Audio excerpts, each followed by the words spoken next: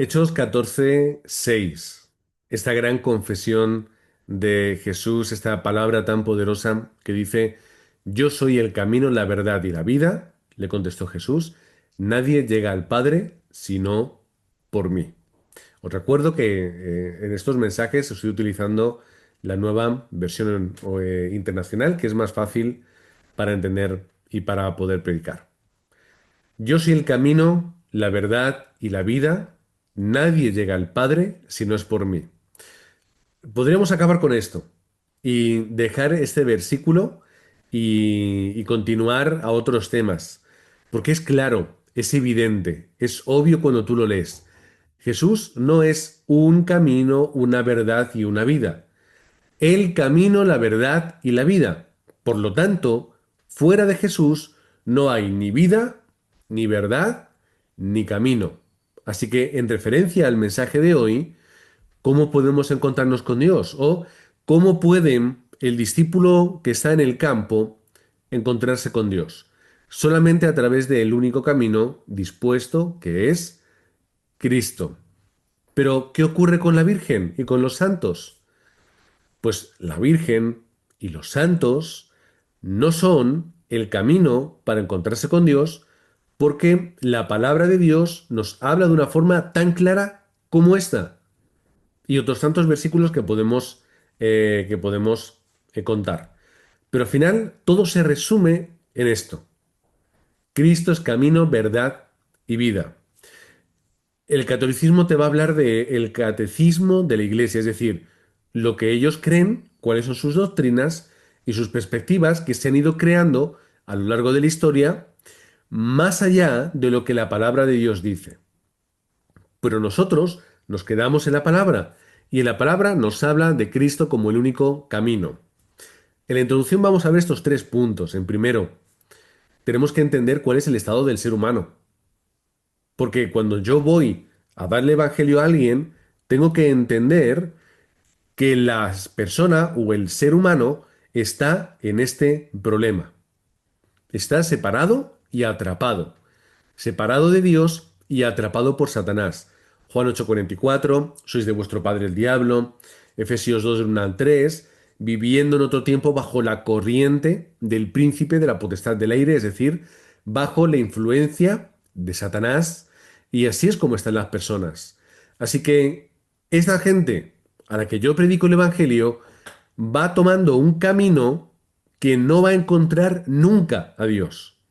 Pero si ellos cambian a través de la fe su vida y determinan otra cosa, entonces van a poder hallar a Dios. Es decir, volver a encontrarse, ese problema de la separación se soluciona y en vez de estar atrapados por Satanás, están libres en Cristo. En segundo lugar, vemos que hay un motivo. ¿Por qué? Romanos 8:2. ¿Por qué la gente no puede encontrarse con Dios y por qué solamente hay un camino? Pues esto lo explica. Romanos 8:2. Hay una ley en cuanto al pecado y la muerte. Es decir, estar separados de Dios nos hace vivir en pecado. ¿Qué quiere decir esto? Primero, vivir separados de Dios por y para mí. Es decir, conforme mi pensamiento, como yo quiera, hacia donde yo quiera. Eso es vivir en pecado, es decir, separado del propósito y del corazón de Dios. Y luego, por otro lado, nos encontramos que el pecado o los pecados son las acciones que yo cometo cuando no estoy dominado por Dios, porque hay una naturaleza, hay una carne o hay una determinación personal. Y todo esto me lleva a la muerte, porque no soluciona mi estado. Pecado, Satanás e infierno es el estado de las personas. Pecado, es decir, el estado y las acciones que cometemos, Satanás como aquel que controla, lo hemos dicho arriba, e infierno como finalmente hacia donde yo y hacia donde la gente va a ir si no cree en Cristo. Y finalmente, sin salida. No hay salida. No hay salida y no hay respuesta. Vemos en cantidad de textos cómo la gente vive engañada conforme a este mundo, incapaces, no hay justo ni aun uno, Todos han pecado, están destituidos de la gloria de Dios. No hay capacidad humana posible que nos lleve a estar con Dios. De esta forma, de esta forma, tenemos que entender que para ellos tampoco hay una salida. No hay salida posible para ellos. Es decir, su destino es claro, es evidente y tiene una única meta, que es el infierno. Pero cuando nosotros conseguimos enseñar, transmitir la palabra que explica cómo encontrarse con Dios, la gente resuelve todos estos problemas. Por eso es tan imperativo que nosotros lo hagamos. Así que en primer lugar, vamos a entender por qué la gente no puede encontrarse con Dios. O, perdón, en este caso, cómo podemos encontrarnos con Dios. Dios es espíritu. ¿Os acordáis de ese texto, verdad? Dios es espíritu y los que le adoran es necesario que en espíritu y en verdad lo hagan. ¿Es cierto? Pero ¿cómo empieza? Dios es espíritu. Jesús estaba hablando con esa mujer de mala vida, samaritana, en el pozo. Y en esas conversaciones surge la pregunta de dónde hay que adorar a Dios. La tradición del pueblo samaritano era que a Dios había que adorarle en Samaria, parte del reino del norte, Israel, no Judea, y también dentro de la historia del cautiverio, de cómo ellos mezclaron bueno, ese tipo de contexto. Y sin embargo, ella pues preguntaba, nosotros pensamos que en esta montaña, no recuerdo el nombre, perdonad, y vosotros estáis hablando de Jerusalén, ¿cuál es el lugar bueno? ¿El vuestro o el nuestro? Y Jesús responde, mira, como Dios es espíritu, Dios lo que quiere es que le alabemos y le adoremos como en espíritu. Pero lo que está hablando también es una evidencia. Hay una separación, hay una limitación. Por mucho que tú vayas a Jerusalén o te quedes en Samaria, que tú vayas a un lugar o en otro, no vas a estar más cerca de Dios. Por lo tanto, Dios trasciende lo que es humano porque es espíritu. Por lo tanto, Dios está fuera de nuestra capacidad de percibir. No podemos percibir a Dios porque Dios es espíritu y nosotros somos humanos. Dios es infinito, nosotros somos limitados. Por lo que nosotros podemos percibir de Dios es lo que Él nos deja percibir. Además, como he dicho, Dios es ilimitado, nosotros limitados, y se explica en estas tres palabras. Es omnipresente. Dios está en todos los lugares. Dios está aquí. No, Dios siempre ha estado aquí. Está en todos los lugares. No, es que Dios me ha abandonado. Mentira, Dios está contigo. Vamos a la iglesia que es donde Dios está. No, Dios está en tu casa, en tu iglesia, en tu trabajo y durante el camino. Dios está en todos los lugares. Otra cosa es que tú le hagas caso. Pero Dios no está porque tú le hagas caso. Aunque tú le ignores, Dios ahí está. Además, Dios es omnisciente. Dios lo sabe todo, hasta los oscuros pensamientos de tu mente. Y Dios es omnipotente, todo lo puede. Puede hacerlo todo. Fijaos qué Dios tenemos, más grande y más imponente. Por lo tanto, llegamos a esta conclusión, que Dios es espíritu, está muy lejos, no vamos a poder nunca abarcarle, nunca vamos a poder llegar realmente a conocerle de una forma completa, pero a Dios le ha placido darse a conocer. Y por eso Él nos deja su palabra para que podamos entenderle. Y Dios se rebaja, entender la palabra, se rebaja, habla con nosotros, nos se da a conocer a través de metáforas, de analogías, de símiles, y ya de alguna forma pues le vamos viendo a través de las acciones, hechos, promesas y cumplimientos. Y todo eso nos hace entender a Dios, pero nunca vamos a poder llegar a Dios. Es decir, solamente podemos llegar a Él de la forma en la que Él permite y conocerle de la forma en la que Él nos cuenta.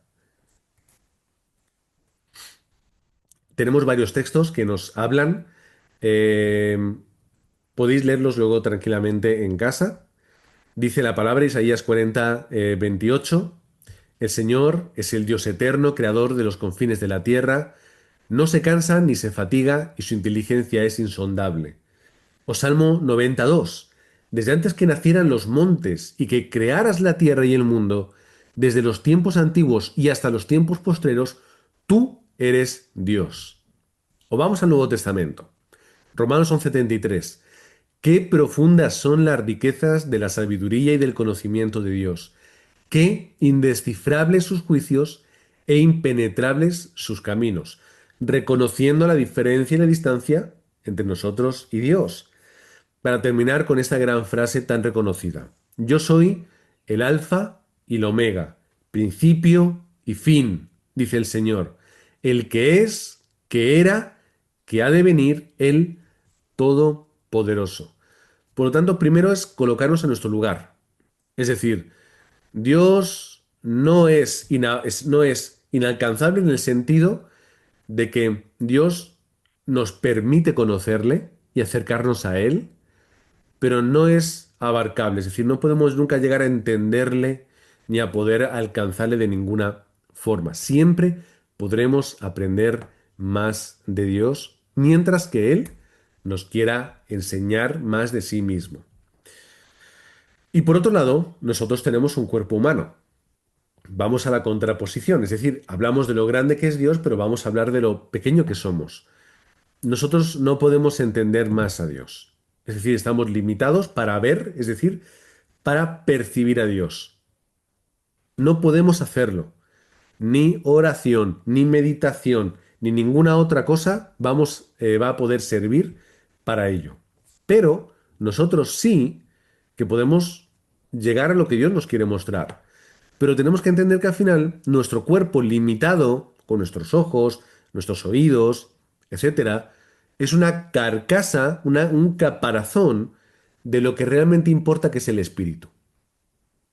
Si vamos a Génesis 2:7, habla de que dentro de ese caparazón hecho por barro del polvo de la tierra, Dios influye, sopla aliento de vida, que es lo que es o entendemos como el espíritu. Cuando llega la separación entre el cuerpo físico y el espiritual es la muerte, es decir, el cuerpo físico se apaga y entonces el espíritu se separa. El cuerpo es el caparazón que se queda en el suelo, que se queda en la tierra y se hace polvo con la tierra, pero el espíritu es quien o lo que tiene trascendencia. Por lo tanto, entendamos para nosotros, pero sobre todo para los discípulos y los inconversos, es que la oportunidad para poder encontrarse con Dios está aquí, en la tierra. Es decir, este es el tiempo limitado y finito que tiene la gente para llegar a conocer a Dios. No podemos esperar, porque si esperamos, el tiempo pasa y desaparece. No podemos adquirir nosotros nada, la salvación en este caso. No podemos ganarla, no podemos arrebatarla. Solamente podemos recibir el regalo que Dios tiene preparado en el tiempo de la vida. Y la gente tiene solamente este tiempo de vida para que podamos alcanzar la salvación. Cuando vamos a Lucas 16, entendemos como esa historia que Jesús nos cuenta sobre el rico y el pobre Lázaro. Bueno, todos entendemos. ¿Qué es lo que nos dice? Lo que nos dice es que, de hecho lo vamos a leer solamente estos versículos para no expandir mucho. Dice, además de eso, hay un gran abismo entre nosotros y vosotros. De modo que los que quieren pasar de aquí para allá no pueden, ni tampoco pueden los de allá para acá. Es decir, cielo e infierno, hay una separación después de la vida, un destino u otro. No podemos irnos a visitar. Él respondió, entonces te ruego, padre, que mandes a Lázaro a la casa de mi padre, para que advierta a mis 5 hermanos y no vengan ellos también a este lugar de tormento. Es decir, ellos que siguen en vida, que escuchen el mensaje del pacto de Dios, para que no acaben en este lugar donde yo estoy. Y Abraham le contestó, ya tienen a Moisés y a los profetas, que les hagan caso a ellos. Es decir, ya está la palabra siendo predicada. Ellos tienen que escuchar y aceptar el mensaje. Nosotros somos parte de esos, vamos a entenderlo en este caso, vamos a permitirnos la licencia, de esos profetas que van transmitiendo la palabra de Dios. Es decir, yo tengo que ser ese profeta en el sentido de ese que transmite, que habla el mensaje que ha recibido. Porque si nosotros no hacemos esta labor, esto va a pasar. Llegará la gente al infierno, mirará hacia arriba y dirá, ¿qué me ha pasado? ¿Por qué no me han predicado? ¿Por qué no me han avisado? Si yo pudiese ahora volver y hablar a mi familia, a mi esposa, a mis hijos, a mis nietos, a todo el mundo, para que por favor no puedan, o sea, no acaben en este lugar. Ese es el corazón de Lázaro. Vamos a resolver el problema, pero en este caso no se puede resolver. Ya están ahí los evangelistas predicando, nos diría ahora.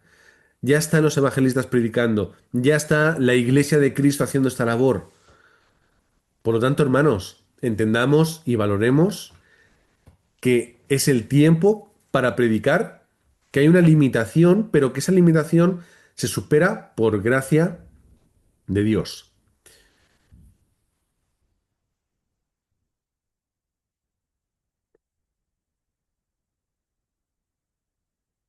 ¿Cuál es el camino para encontrarse con Dios? Pues el camino para encontrarse con Dios, nos encontramos estos tres puntos que vamos a ver. Creo que hay, sí, hay tres más. 6 puntos importantes que entendamos. Primero, ¿cuál es el camino? Para salvar al mundo, Dios envía al Hijo como hombre. Y esto es importante. Juan 1.14 habla de ese verbo encarnado, también los primeros versículos, es decir, ese primer capítulo lo menciona varias veces. Es ese verbo encarnado, enviado, para tener esa respuesta. Por lo que para salvar al mundo, Dios envía a Cristo. Y realmente entendemos que Jesús es Dios. Por lo que la trascendencia de esto es enorme. Dios, para salvar a su creación, pequeña y minúscula, se hace como su creación para vivir y sufrir como su creación, a pesar del insulto, a pesar del menosprecio, y acabar muriendo por ellos en su lugar.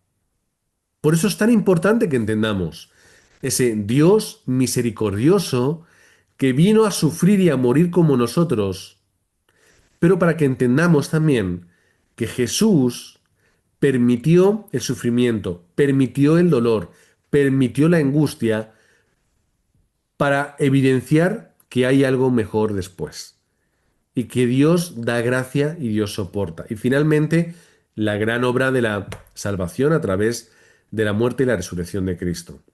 Por lo que el único camino para encontrarse con Dios, en segundo lugar, es Cristo. No hay otro camino. Es ese misterio oculto desde tiempos eternos del que te habla Romanos 16:25 y que ahora dice nos ha sido transmitido y revelado. Y ahora lo que antes pensábamos y proyectábamos el Mesías y queríamos y lo veíamos de una forma, ahora es revelado 100% de una forma plena a través de Jesús de Nazaret, en el cual encontramos ese camino para ir con Dios. Así que no hay otra forma para encontrarse con Dios. Pero es que yo voy a la iglesia todos los días, me da igual. Yo hago cosas muy buenas, me da igual. Yo estudio mucho la Biblia, me da igual. Es Cristo y la fe en Cristo que nos da gracia para poder alcanzarle. Y luego es su realidad. Es Cristo, Mesías en hebreo, ungido en español, Cristo que viene del griego. Es nuestro Salvador. Aquel ungido, profeta, sacerdote y rey. Dios y hombre, hijo de Dios, como dice la palabra, en varios lugares, por un hombre entra el pecado, Adán, por otro hombre se soluciona, que es Cristo. En cuarto lugar, el camino para encontrarse con Dios es recibir a Jesucristo y eso es adentrarse en el camino. La palabra que nosotros utilizamos es gracia. Juan 1:12 nos dice esto. Si creemos y aceptamos a Cristo, vamos a ser sus hijos. Y Apocalipsis 3:20 también llama a la puerta porque quiere estar con nosotros. Es que llegamos al punto no solamente de ofrecer la respuesta, sino de ir a buscar y a entregárnosla a nuestra propia casa. Por eso es creer en Cristo y por eso Él viene a morar y en Cristo, unidos a Cristo, es como nosotros vamos a ser salvos. Porque lo que hacemos es estar unidos dentro de la muerte futura, pero también unidos en la resurrección que habrá más adelante. En fin, en quinto lugar, el Espíritu Santo viene a morar con uno. Viene a morar con nosotros. Juan 14:16, y ese capítulo 14, y otros tantos. El Consolador, el que viene en su lugar, el que viene a guiarnos, el que viene a darnos discernimiento, el que viene a darnos poder, el que viene a obrar en el campo. Por eso yo soy morada ¿de quién? Del Espíritu Santo, el cual me capacita, no solamente para ser un creyente en la santificación, sino para ser un discípulo del Evangelio, para romper los moldes, para romper las limitaciones, para romper mis imperfecciones. Autoridad para esta bendición y esta respuesta. Y finalmente, es la autoridad frente a la obra de Satanás. Primera de Juan 3:8. Vino Cristo para destruir las obras del enemigo, romper, desmenuzar, destrozar la obra de Satanás.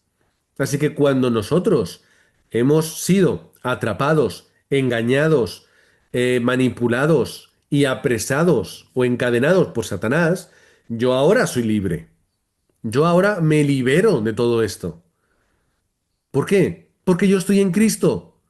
Y juntamente con Cristo crucificado, ya no tiene por qué Satanás venir a llevarme por sus caminos. ¿Cuál es el problema, hermanos? Vamos a dibujar un poco esto. Hoy yo me subo con Cristo, pero mañana me bajo, luego me subo, luego me bajo. Cuando me apetece sí, cuando no me apetece no. Cuando quiero tomo mis decisiones porque me da la gana y me lo parece, y cuando no, busco la guía de Dios. Pero entendamos que cuando yo estoy en Cristo, en un aspecto global, no es que estemos y no estemos, ¿vale? Pero cuando yo estoy en Cristo, yo recibo toda esta respuesta. Y en el transcurso de mi vida se va haciendo más plena y más completa a la vez. Por lo tanto, llegamos a este cuarto punto, la realidad de la conversión. Cuando yo entiendo a Cristo y a través de Cristo llego a encontrarme con Dios, ¿qué es lo que sucede? Lo hemos dicho antes, morada del Espíritu Santo, donde hay que una obra interna hacia el exterior. Es decir, empiezo a cambiar lo que está por dentro y luego sale hacia lo que está afuera. Dios me da fuerza dentro para que yo pueda obrar hacia afuera. Dios va restaurando lo que hay dentro para que luego yo pueda tener esa vida que se pueda evidenciar como un hijo de Dios. Y luego, mientras que el Espíritu Santo esté en mí, yo recibo la guía para poder vivir, para poder evangelizar, para poder conquistar mi campo, para tomar decisiones y determinaciones. En segundo lugar, la respuesta a través de la palabra, que es viva, es eficaz, explicándolo con ese símil de la espada de dos filos que penetra en un cuerpo. Fijaos que, que, que ilustra, cómo ilustra, ¿no? esta idea. Viva, eficaz, completa y suficiente. Hebreos 4:12. En tercer lugar, es la respuesta a la oración. Yo tengo respuestas a la oración. Primero tomo la palabra y luego oro. Jeremías 33:3. Clama y yo te responderé. Porque Dios quiere no solamente que le clamemos, Dios quiere hablar con nosotros. Bien, me ponía que tenía internet un poco regular. Espero que se vea todo bien. Dios quiere comunicarse, Dios quiere que oremos, Dios quiere que meditemos, Dios quiere que pensemos, Dios quiere que pongamos lo que está dentro, a los pies de la cruz. Es decir, Dios quiere que hagamos esa obra interior, ¿vale? Constante y también concreta que nosotros llamamos oración. Pero no la oración antes de comer y cuando me duele algo. Es la oración en su perspectiva completa. Por eso digo constante, es decir, mi meditación constante y luego concreta y profunda. Poder espiritual para la victoria. ¿Qué victoria? La victoria frente al mundo de Satanás. Es decir, es la victoria en el campo, la victoria ante la mentira y el engaño de Satanás. Cuando yo tomo la determinación de seguir a Cristo, de seguir a la palabra, de seguir el mensaje del Evangelio, de ser ese obrero para la evangelización, son victorias que yo tengo frente a la mentira de Satanás, como estás cansado, ya has ido muchas veces, no te preocupes, por un día, tú qué vas a hacer, tú no puedes, tú no sabes. No caigamos en la mentira de Satanás, porque al final, el mayor enemigo, ¿cuál es? Soy yo. Soy yo el mayor enemigo. El que al final me dejo engañar y manipular por Satanás. Y me acabo autoconvenciendo de qué, de todo lo que he dicho, de que no puedo, de que no soy capaz, de otras muchas cosas. Y terminando este cuarto punto, las puertas para el evangelismo se abrirán. Las puertas para el evangelismo se abrirán. Y esto va a ocurrir. ¿Qué quiere decir? Que cuando yo encuentre el camino para encontrarme con Dios, valga la redundancia, cuando yo lo halle, y yo pueda ver cómo de verdad Dios es real y es personal y es mi Padre y yo tengo todas estas bendiciones, yo tendré que contarlas y tendré que buscar a otras personas para hallar estas respuestas. Felipe, diácono de la iglesia, ¿qué es lo que hizo? Pues primero, como parte de la iglesia, en su ministerio en Jerusalén. Si tengo que irme, me iré y por el camino predicaré en Samaria y me encontraré con el etíope para que él lleve el mensaje de Cristo a Etiopía y luego hacia mi destino que es Cesarea, donde yo me quedaré, volveré a levantar mi hogar, levantaré mi negocio, criaré a mi familia y los seremos para la evangelización del mundo. Hechos 21, recordamos Felipe, llamado el evangelista, con hijas que profetizaban la palabra de Dios. Por lo tanto, llegamos que hay que comprender el qué, que Cristo es camino, verdad y vida, mi Señor y Salvador, y entender su obra de gracia y poder. Ahora yo lo entiendo. Y ahora entiendo que esto funciona ¿para qué? Para que yo pueda alcanzar a Dios. Es decir, para que yo pueda encontrarme con Él y Dios me salve. La conclusión es que yo soy un hijo de Dios. Por lo tanto, mi Padre está al control de mi vida.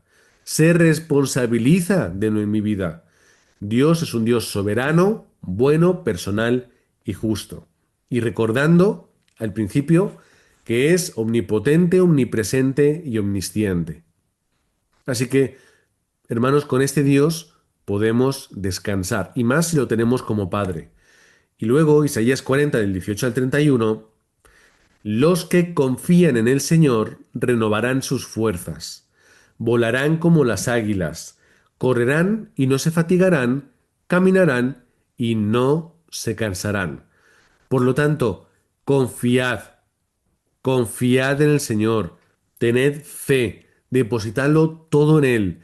Conforme nosotros lo vayamos haciendo en el transcurso de nuestra vida, podremos renovar fuerzas, volar, correr, caminar, todo lo que haga falta, conforme su plan y su propósito para la evangelización del mundo.